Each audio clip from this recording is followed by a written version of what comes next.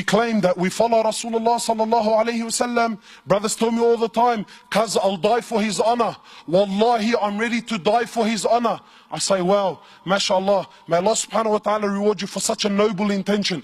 But brother, wallahi, I don't need you to die for his honor. I need you to live for his honor. I want you to live like him sallallahu alayhi wasallam.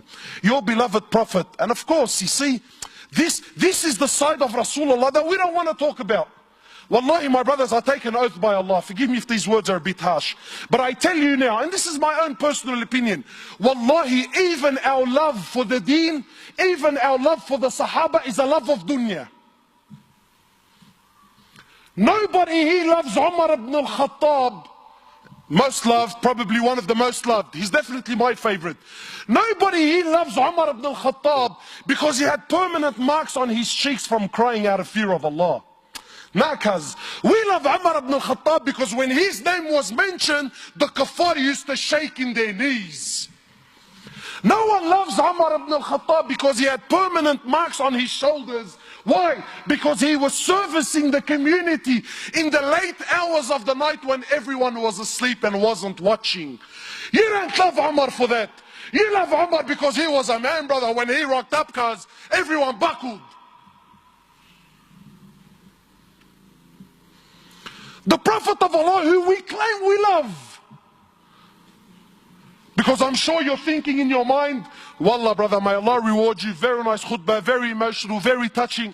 But cuz you don't understand, what this person did to me is unforgivable. And I repeat, there is absolutely no scenario. I don't care if he shot your mother, he shot your father, he raped your child. I don't care what scenario you could possibly throw at me. Forgiveness is the key. The Prophet of Allah for 13 years in Mecca, live this with me. 13 years in Mecca, prosecuted, harmed, sworn at, spat at, had dust thrown in his face. They killed his companions. For what? For what? What crime did he do? What crime did he do? What? He looked at someone's sister? What? He didn't cough up his money at the end of the business transaction?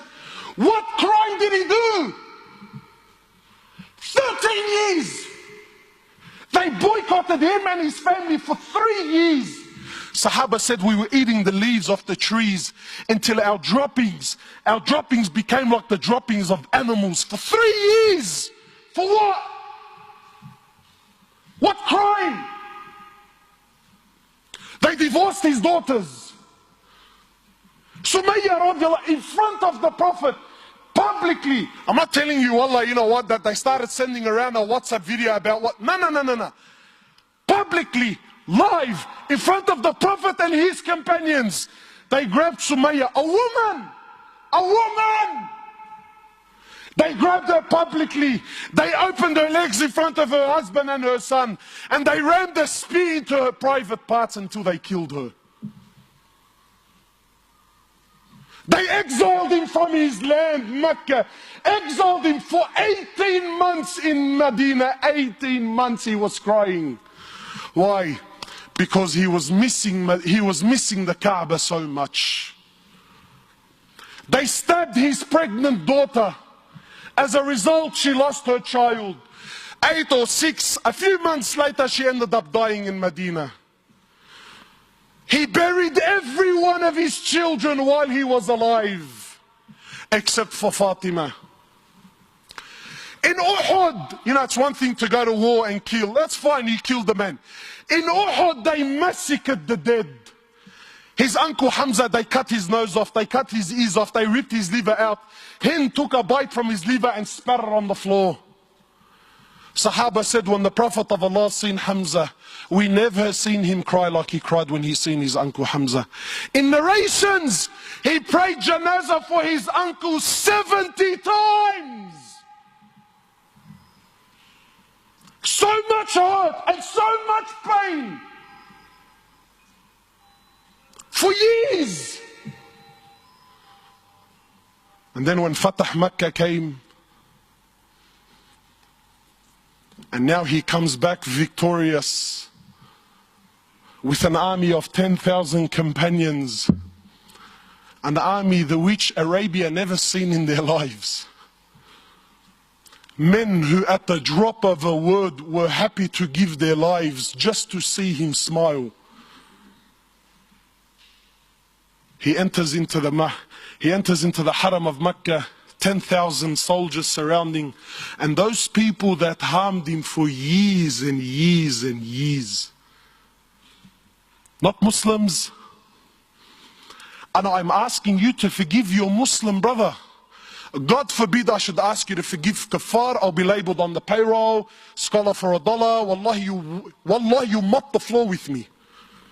So I'm not even going to dare to go down that road. God forbid we should follow the sunnah of Rasulullah sallallahu alaihi wasallam. No way, brother. He enters into the haram, 10,000 soldiers surrounding the haram. Those people that harmed him for years and years. Where are they going to go now, bro? Talk about the tables turning, huh? So he looks at them and he says to them, and what do you think I will do with you today? What do you think I will do today? They said, you're an honorable, generous person, the son of an honorable, generous person. The Prophet of Allah turns around and says to the kuffar, اذهبوا فأنتم الطلقاء. Go, every single one of you are free, I forgive you.